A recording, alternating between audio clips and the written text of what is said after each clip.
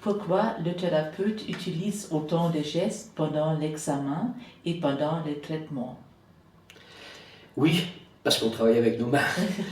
Mais c'est vrai qu'on s'est aperçu qu'il y a toute une manière de lire le corps. Enfin, c'est difficile de parler de lecture du corps, parce que normalement la lecture se fait avec les yeux. Mais ce qu'on va ressentir avec nos mains peut apparaître dans nos mains de façon très très différente.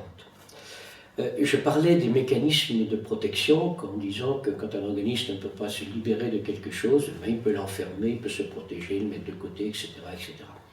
Et on s'aperçoit à ce moment-là que, comme je vous le disais, on ne sent plus rien.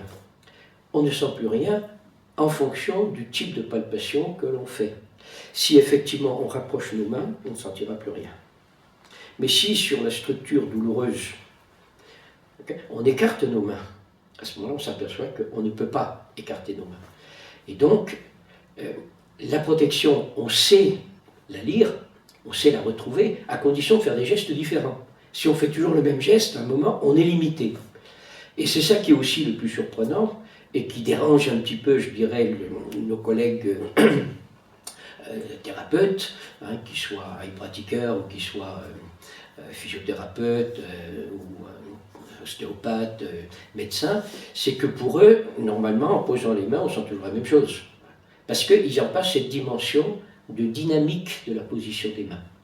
Donc, si on écarte, on va sentir des protections, et on s'aperçoit que si on le fait avec le dos de la main, par exemple, on ne sent pas la même chose que si on le fait avec la paume de la main. Donc, le fait qu'on sente des choses différentes ne provient pas, vraisemblablement, de nous, mais d'une information que le corps nous montre, et qui fait qu'on est obligé de tenir compte de ces différents gestes pour pouvoir accéder à des domaines de plus en plus profonds. Alors, c'est très surprenant de dire que, par exemple, on ne sentira pas la même chose si on palpe avec notre pouce que si on palpe avec nos doigts.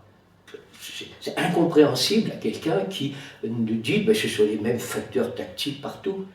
Et pourtant, vraisemblablement, on a accès à un certain type. Alors, on ne sait pas très bien ce qu'il y a derrière, c'est pour ça qu'on parle d'une information qui se trouve à l'intérieur de la structure qui souffre. On a accès avec nos mains, en utilisant des portions de main ou des gestes différents, on ne sent pas la même chose.